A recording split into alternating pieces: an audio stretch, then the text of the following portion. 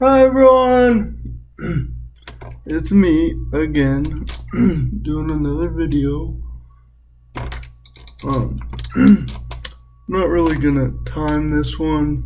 I've gotten some mixed feedback on the 15-minute one was too short and I didn't explain enough, and the hour-long ones are way too long. So, I did a practice run the other day and on this outline, and it took me about 25 minutes, so I'll just stick with that and go through everything on my outline and hope for the best. So this one I did is going to be on my mental struggles, like what goes on in my head and the part that got really fucked up. Now now okay, so basically, I'm gonna be explaining how much more difficult, I guess, the mental struggles or whatever were than, like, versus my inability to walk and, like, just my mental stuff versus physical stuff. And to break it down, it'll be what happened to my memory, how I cope with stress, and how I cope with anger, and just kind of things like that. So, I guess to start off, I can say if you knew me before the accident, you would already know that I never really had a filter. I just said what I said when I felt like I needed to say it. I didn't think about it or like think about the repercussions or like anything like that. Um, so I've never really had a filter, but now it's like 10 times worse. And I mean that like worse as in worse.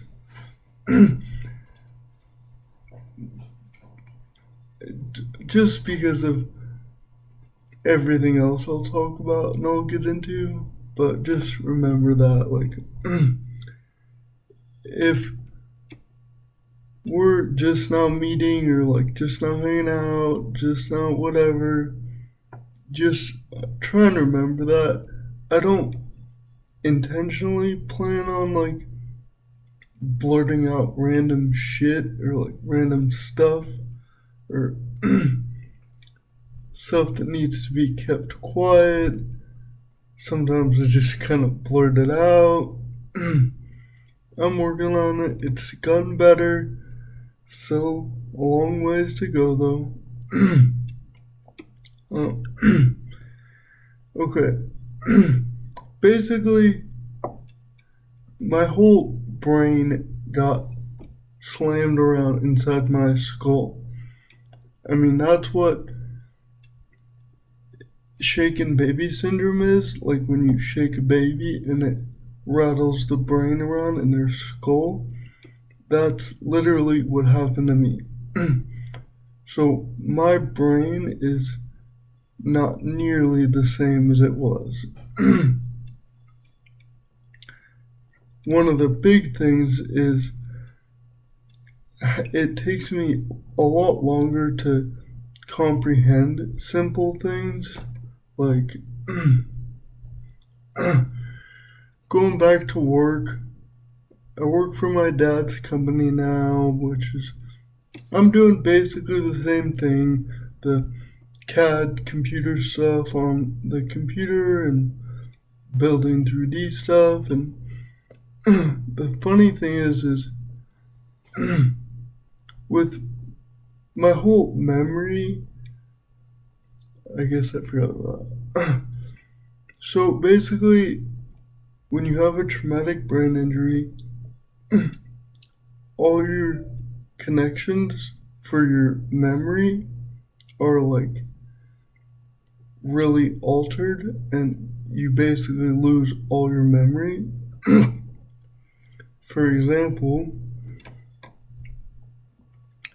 Papa has told me that right when I woke up or started talking and responding to people from my coma, you could tell me that I just won $1 million yesterday and I'm so rich and I have so much stuff and this and that, all these crazy things. If I did believe him, then I would have forgotten him within 5 minutes. I mean, you could literally finish telling me and then talk about something else and it's gonna be a good day, and then I would have already forgotten. No matter how important or whatever, I would have forgotten. So, I mean, if you know me now, it's gotten a lot better than that. I mean, I got my driver's license back, I'm going back to work, I'm doing all this stuff, and I do have 100 million compensation strategies. Like I use my phone for everything. I mean, my life is in my phone, but it's connected to my tablet, computer, everything. And that helps with my memory. But I'll get into that in my compensations video. So, memory. Okay. The main part that it definitely, I guess, struggles with is short-term memory. Like I said, my dad could tell me the most important thing and then 5 minutes later I would have already forgotten. But I haven't really asked him this, but all my long-term memory, like things that happened years before my accident, I'm just as good at remembering those things as, at least as I was. I mean, I guess I hate to say normal person memory, but long-term memory is pretty good. Short-term is horrid. Now,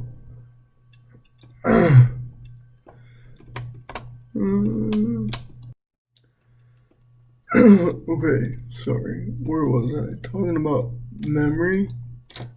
So, short-term memory, it's gotten a lot better. I mean, I do have a lot of compensation strategies now, but even without those, I can remember stuff a lot better. I mean, without looking at my phone, I can kind of remember my day yesterday, and also because of I've made everything routine so much that basically I can tell you my schedule, what I do when I get broken and all that without looking at my calendar and stuff. So yeah, it's gotten a lot better. Still iffy. I could sit here and talk to you guys about memory issues and what I do for it and all that for hours on hours on hours. But that's not what I'm doing. I'm trying to do my outline. Next thing.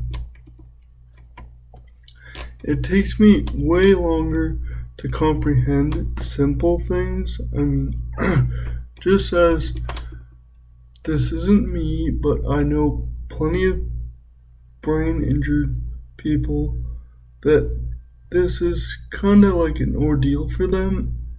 So this is just an example.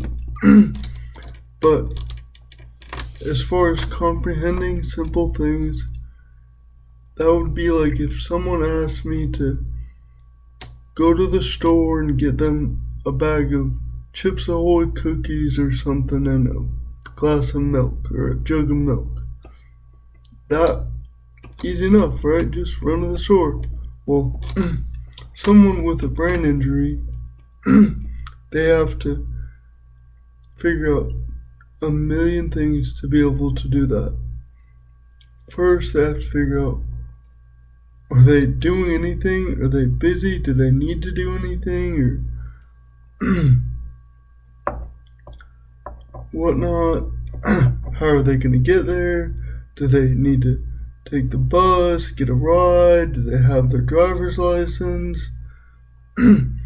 They also need to, even though it's cookies and milk, they'll probably, I would have forgotten early in my recovery. I would have definitely forgotten 5 minutes later.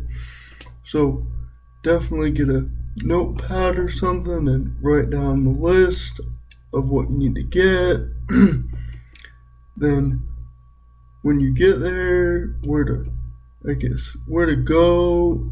I'm sure early on, just being in a grocery store is a huge thing for myself and other brain injured patients, just because when you walk in, to you and me and everyone else, it's like, it's nothing. You've been in it a million times, whatever. But if you have a brain injury, there's a million things coming at you, every direction. It's a lot to deal with, and then you have to remember that you have your list, and if you don't remember that, you have to probably sit there and fiddle fart around for a little while. So, what was I saying? Oh, the grocery store. So, it can be a lot. Then you have to remember that you have a list, where it is, and then you have to have the courage to ask someone where the items are, where the cookies are, whatever you need to get. And that's a big ordeal. And then you have to do it all over again just to go home. Figure out a ride, bus, whatever, drive your car. And then you have to remember where your house is, how to get there, everything like that. So, like I said, this is turning into a long video. Okay, let me just stick to my outline. So, it takes me longer to comprehend things just like that. And things like when I'm at work, for example, it's kind of a different CAD program that I'm running. And so I'm still learning it. So while I have to learn my job on what to do, and then I also have to remember this is how you do it. It just, when there's a lot of work or we're busy and I'm trying to do a bunch of jobs, I get very overwhelmed very easily. And I get, overwhelmed and flustered, and there's so many times I have to just literally scoot my chair back, set everything down, and just sit there for a minute and kind of gather up what I'm doing. Okay. Now, I guess I can add this in. Because of the memory thing, a lot of people, well, strictly because of the memory thing, I can't remember things. I like to say, I don't like to, but I would say I'm kind of bipolar now, and that's because I can't remember that Joey did this to this guy. So I'm not talking to Mark or whatever. So I'm not doing that. And then The next morning, oh hey, what's up, Mark? Nothing happened. That's kind of how I see it, and why I say I'm bipolar, because I'll forget that I'm mad at this person or I'm happy with this person, and then I'll just go on the next day like nothing ever happened. Yeah, so that's why I say bipolar.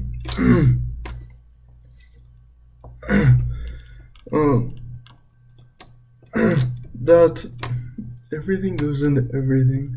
So on my phone, if you've been anywhere near me, I have 10,000 alarms that go off on my phone for ways to think, or like I have one that I've had on there forever that says life could always be worse, and it goes off on my phone about, I don't know, 10 or 15 times a day, just randomly. And it just shows up, and I'm like, oh yeah, that's right, life could always be worse. It's really saved me in times when I'm upset about something or pissed off about something, and then that alarm goes off, and bam. Just a good reminder. And I have, I have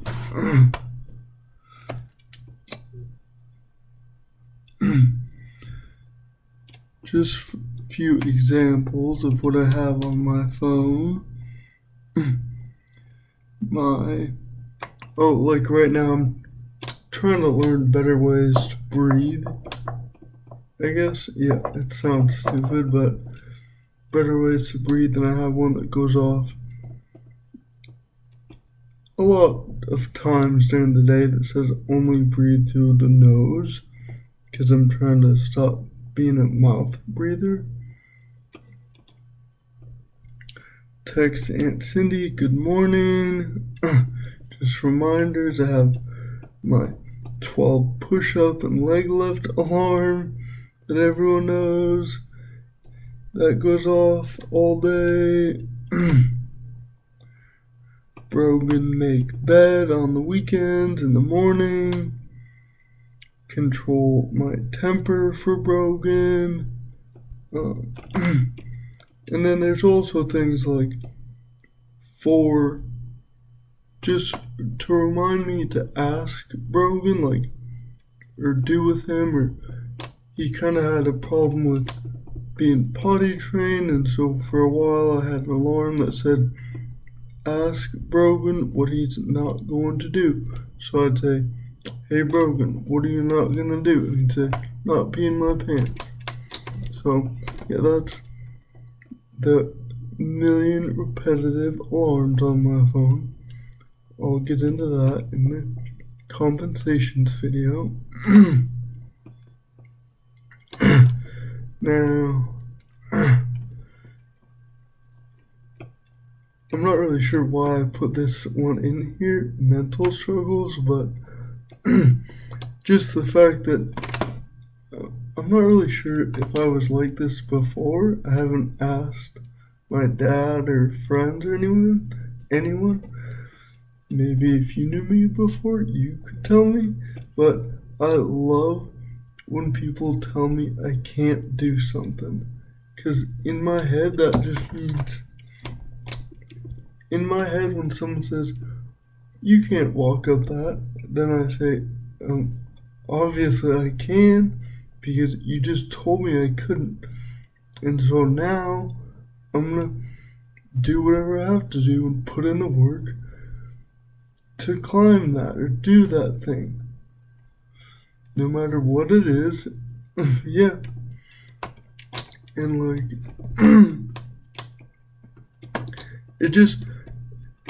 it makes, you know what it is? It makes me feel good when I get to prove people wrong.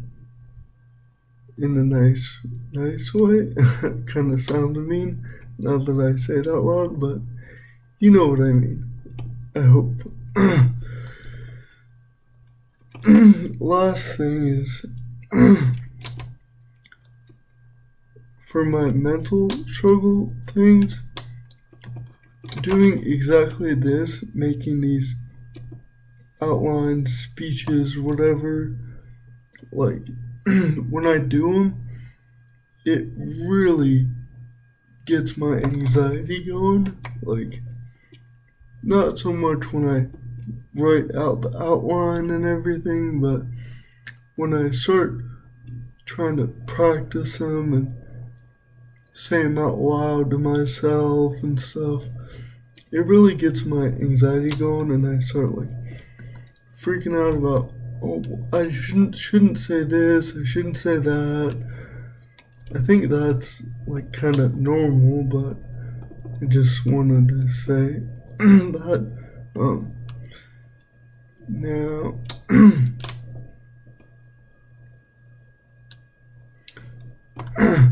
that's kind of also why there's been so much time in between my videos, because I get so hesitant about, no one liked, everyone, you know what I think? I think that everyone that watches these videos is probably sick of me bitching and complaining about my troubles. I mean, I'm pretty honest, and that's how I feel a lot of the time.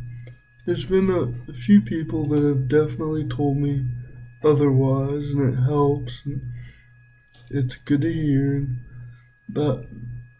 that pretty much gives me the drive to do these videos again. So, currently, what I still deal with, and probably forever, in fact, no, I will deal with this issue forever, is the memory thing. That is like a for sure, doctors have told me for sure that's always going to be an issue. How good it gets, no one knows. Could it get back to almost normal, but they always say I'll never be back to 100% of what I was. And that's true, but I'm already at like 110% of what I want to be right now. I mean, I'm going to like 350%, but I'm already way better than I was, so I don't, yeah, I don't know where I was going with that, but yeah, that's everything on my outline. So 23 minutes. I have a few other outlines I've made. 2, I think, yeah. Compensations, which I want to do, and then my other one is like my big changes from before the accident to now. I'm not sure why I wanted to do that, but I just made an outline to do one of those. So let me know if you liked it, if I should keep doing it. I mean, I'd love to make these like legitimate and talk to someone and do it like somewhat professionally, but I have no idea how to make that happen, so I'm just doing what I can do right now, and maybe it'll turn into something. But either way, just let me know if I should keep doing these or not, or text me or comment on it, or don't, or if you didn't like it and it did sound like I was complaining, like, please tell me. You all know that I'm brutally honest, and I would love it for everyone else to be brutally honest with me as well. Thank you. Bye.